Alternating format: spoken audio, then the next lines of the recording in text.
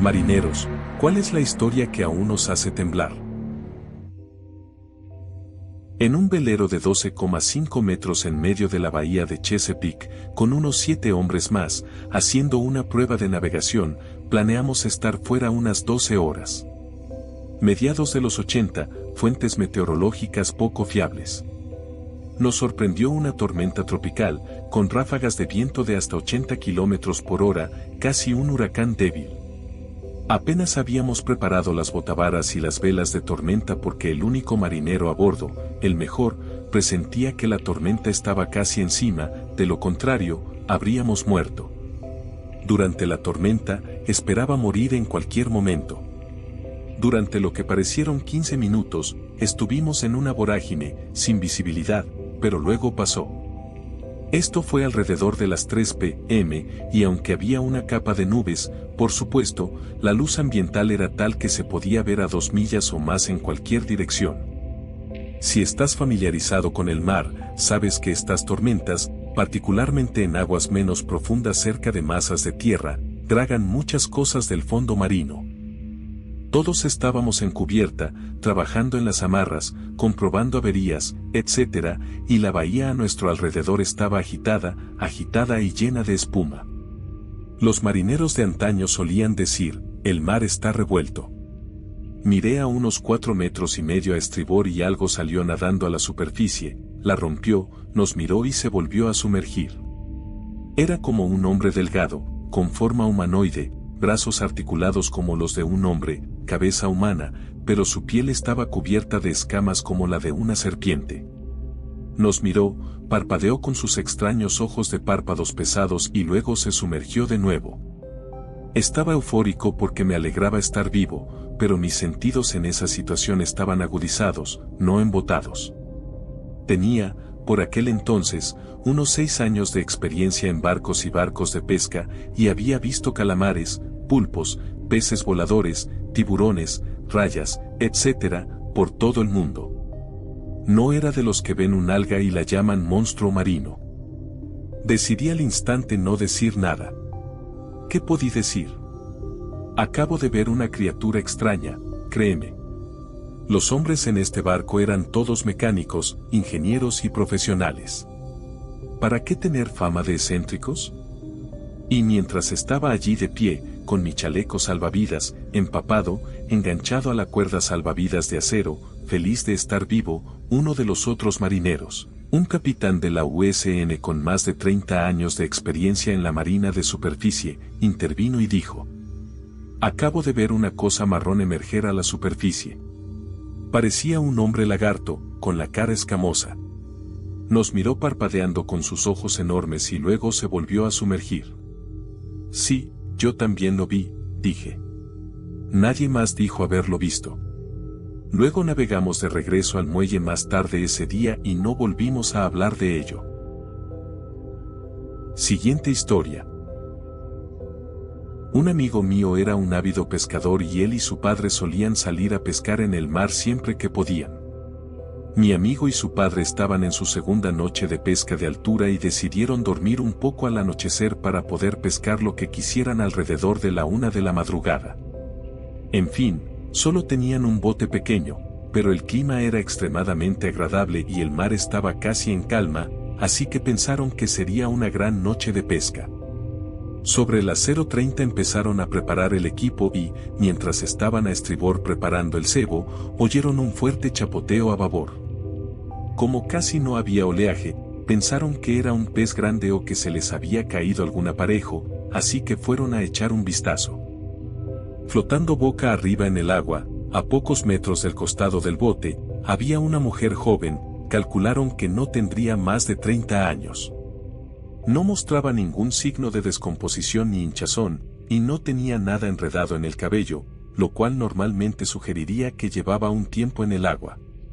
Vestía una sencilla falda blanca y un top de tirantes azul, ambos limpios y aparentemente apenas mojados. De nuevo, todo indicaba que acababa de meterse al agua. No mostraba signos de daño, como si hubiera sido golpeada o atacada, y tenía los ojos y la boca cerrados. Mi amigo dijo que parecía estar en total paz, como si estuviera dormida, flotando boca arriba en el agua. Ambos estaban totalmente asustados por todo el asunto, pero reaccionando más a la necesidad de asegurarse de que ella estaba bien, en lugar de simplemente quedarse allí parados tratando de averiguar de dónde venía. Intentaron despertarla, gritándole, etc., y le lanzaron una cuerda con la esperanza de atraparla lo suficiente como para jalarla de regreso. Ella no mostró signos de movimiento y el chapoteo que estaban haciendo con la cuerda solo sirvió para que su cuerpo se alejara más del bote. Cuando estaba a unos metros de distancia, mi amigo corrió a agarrar una caña de pescar, esperando que así pudieran jalarla, y su padre corrió a la cabaña para intentar llamar a un guardacostas en busca de ayuda. Cuando mi amigo regresó a un lado, ella había desaparecido. Buscó frenéticamente a su alrededor y chapoteó en el agua con la caña, pensando que se había sumergido o incluso había ido a la deriva debajo del bote de alguna manera, pero el cuerpo había desaparecido. Finalmente, su padre, pensando que no podían dejar un cuerpo potencialmente muerto flotando en el agua, saltó y nadó hasta donde ella había estado por última vez, con la esperanza de encontrarla debajo de la superficie, pero no pudieron encontrar nada. Finalmente, dieron una vuelta de medio kilómetro con el barco, pero no volvieron a ver el cuerpo. La guardia costera se apareció, y, obviamente, mi amigo y su padre fueron interrogados para asegurarse de que no habían asesinado o tirado el cuerpo, pero no se consiguió nada. Lo más extraño fue que el barco fue revisado a fondo antes de salir a pescar el día anterior, de modo que pudieron afirmar con certeza que no había ninguna mujer a bordo cuando partieron, ni un cadáver ni una polizona. El estado aparentemente fresco del cuerpo descartó la posibilidad de que llevara un tiempo en el agua y que simplemente lo encontraran a una distancia suficiente de tierra y lejos de otros barcos, como para que su aparición allí fuera totalmente inexplicable, al igual que la forma en que el cuerpo desapareció. Mi amigo y su padre no se habían alejado más de 20 segundos del barco, pero en ese tiempo el cuerpo simplemente desapareció. Siguiente historia. En junio de 1947, varios barcos que navegaban por las rutas comerciales de Malaca, situada entre Sumatra y Malasia, afirmaron haber recibido una serie de señales de socorro SOS. El mensaje del barco desconocido era tan simple como inquietante: todos los oficiales, incluido el capitán, han muerto, yaciendo en la sala de mapas y el puente. Posiblemente toda la tripulación esté muerta. Esta comunicación fue seguida por un estallido de código Morse indescifrable, y luego un mensaje final y sombrío: muero. A esta críptica proclamación le siguió un silencio sepulcral. Las tripulaciones que recibieron el mensaje pudieron determinar la fuente de estas transmisiones y dedujeron que probablemente provenían de un carguero holandés conocido como el SS Oran Medan. Un buque mercante, el Silver Star, era el más cercano a la presunta ubicación del Oran Medan, a 400 millas náuticas al sureste de las Islas Marshall. En cuestión de horas, el Silver Star avistó al Oran Medan subiendo y bajando en las agitadas aguas del estrecho de Malaca. A medida que el mercante se acercaba al buque de mal agüero, la tripulación notó que no había señales de vida en cubierta. Los hombres del Silver Star comenzaron a llamar y hacer señas al Oran Medan. No hubo respuesta. El capitán del Silver Star reunió un grupo de abordaje. Los valientes hombres subieron al barco e hicieron un descubrimiento espeluznante. Las cubiertas del buque estaban sembradas de los cadáveres de la tripulación holandesa, con los ojos abiertos, los brazos aferrándose a asaltantes invisibles, sus rostros contorsionados en repugnantes rostros de agonía y horror. Incluso el perro del barco estaba muerto, su gruñido, una vez intimidante, se había convertido en una mueca espantosa.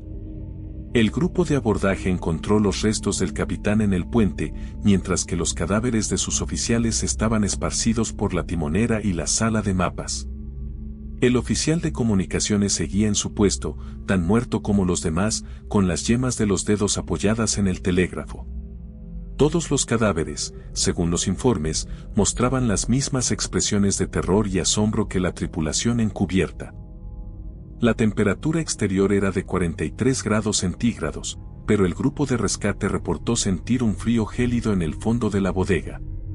El capitán del Silver Star decidió amarrarse al Ourang Medan y remolcarlo de regreso a puerto, pero en cuanto la tripulación ató el cabo de remolque al barco holandés, notaron ominosas columnas de humo que se elevaban desde la bodega número 4. El grupo de abordaje apenas tuvo oportunidad de cortar el cabo de remolque y regresar al Silver Star cuando el Ourang Medan explotó con tal fuerza que se elevó del agua y se hundió rápidamente. La tripulación vio cómo el barco holandés desaparecía bajo las aguas saladas. Nadie sabe qué sucedió con el SS Ourang Medan, excepto la tripulación, que ahora descansa en el fondo del océano.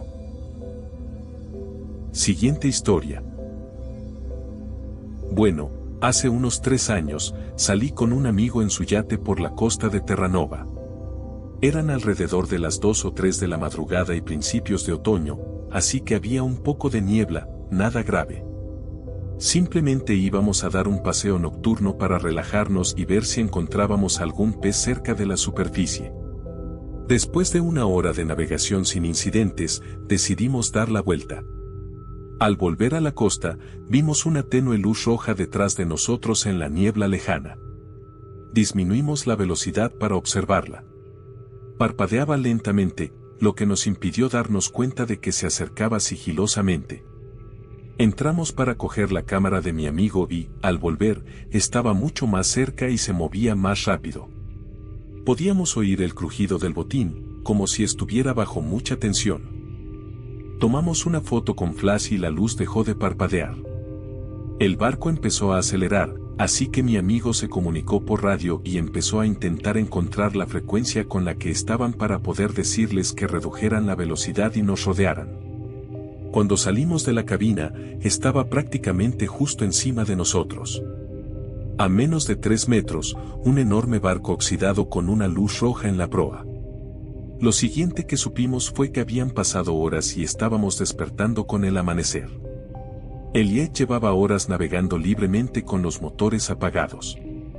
No teníamos cámaras, ni mi celular. Siguiente historia.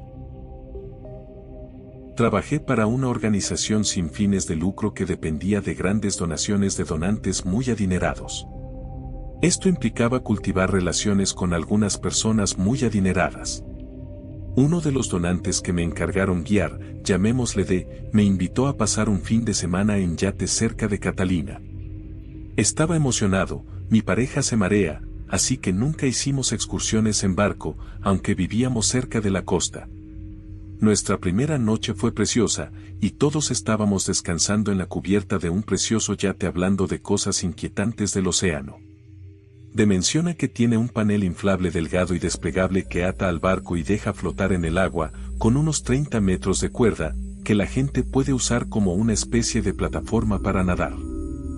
Se nos ocurrió la idea de desplegarlo en la oscuridad y experimentar lo extraño que es por la noche.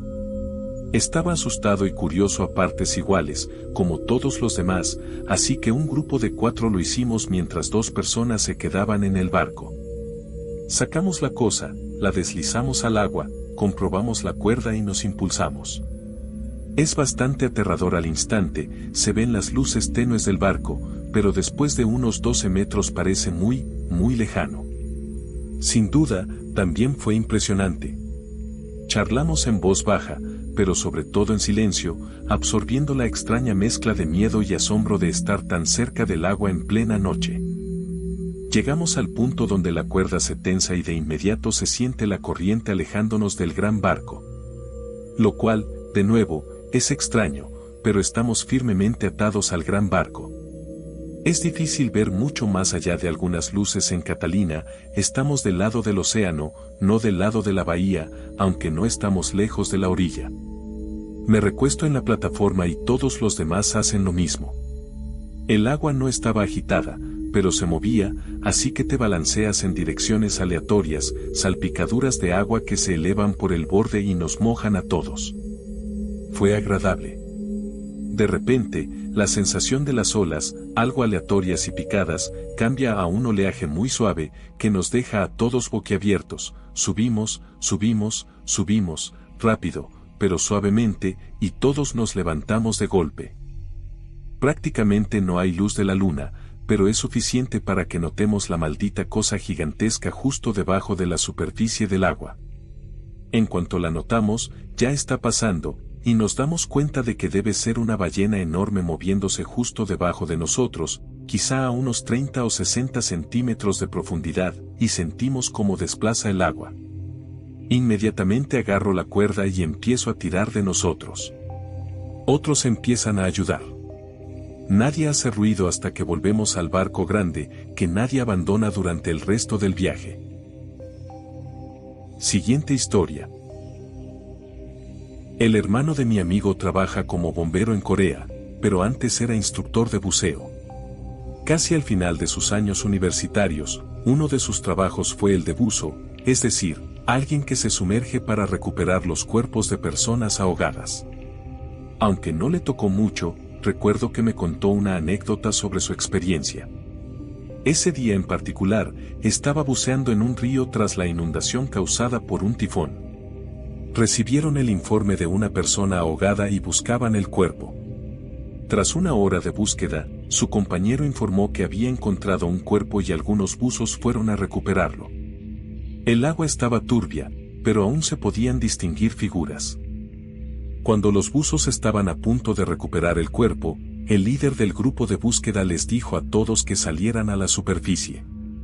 De vuelta en el barco, explicó que no debían tocar ese cuerpo porque, a diferencia de los cuerpos normales que flotan en el agua, este estaba de pie en medio del agua.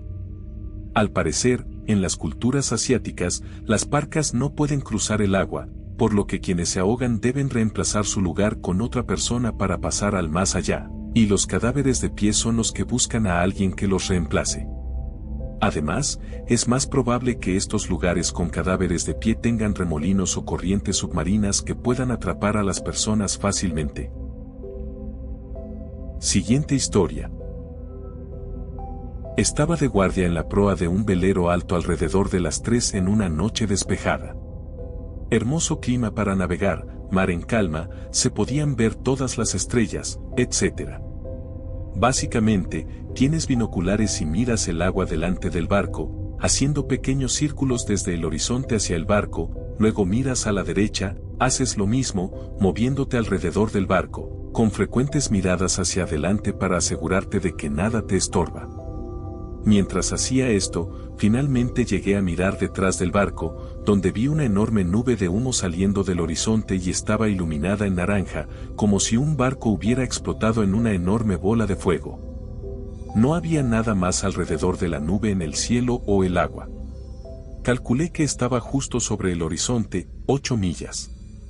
Rápidamente llamé al puente e informé de algún tipo de bola de fuego y explosión. Mientras la oficina de cubierta lo revisaba, el humo se movió hacia un lado y luego la luna comenzó a salir. Estaba mirando la salida de la luna, y era muy anaranjada, ya que estaba en el horizonte, y había una sola nube tenue frente a ella.